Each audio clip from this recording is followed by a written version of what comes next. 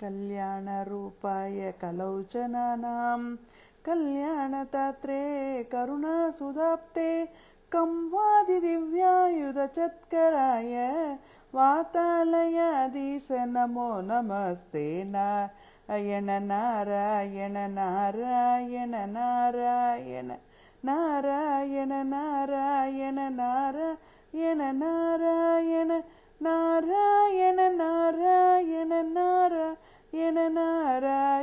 नारायण नारायण नारायण नारायण नारायणेत्यादि जपत्पृच्छै भक्तैः सदा पूर्णमहालयाय स्वतीर्थकाङ्को भवारिमग्नः निवर्तिदाशेषरुजे नमस्ते। नारायण नारायण नारायण नारायण नारायण नारायण नारायण नारायण नारायण नारायण नारायण नारायण नारायण नारायण नारायण नारायण ब्राह्मे मुहूर्ते परिदस्व भक्तै चन्द्रुष्ट सर्वोत्तम विश्वरूप स्वदैल संसेवहरोहर्त्रे वातालयाधीश नमो नमस्ते। नारायण नारायण नारायण नारायण नारायण नारायण नारायण नारायण नारायण नारायण नारायण नारायण नारायण नारायण नारायण नारायण बालान् स्वकीयान् तव सन्निधाने दिव्यान्नदानात् परिपालयद्भिः सदा पठत्पिच्च पुराणरत्नं संसेवितायास्तु नमो हरे ते। नारायण नारायण नारायण नारायण नारायण नारायण नारायण नारायण नारायण नारायण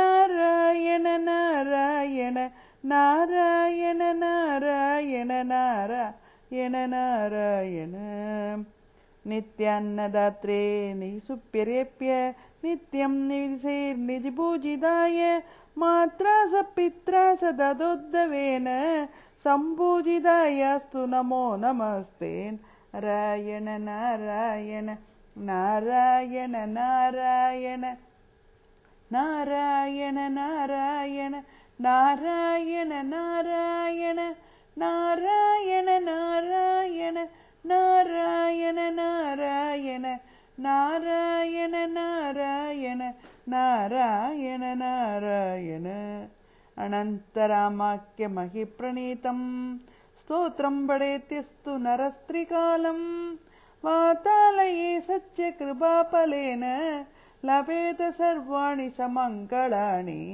नारायण नारायण नारायण नारायण नारायण नारायण नारायण नारायण नारायण नारायण नारायण नारायण नारायण नारायण नारायण नारायण गुरुवादपुरीश पञ्चकाक्यं श्रीरत्नं पडदां सुमङ्गलं स्यात् हृदिशा विविशेत्तरि स्वयं रदिनादायुधतुल्यदेहगान्ति। नारायण नारायण नारायण नारायण नारायण नारायण नारायण नारायण नारायण नारायण नारायण नारायण नारायण नारायण नारायण नारायण।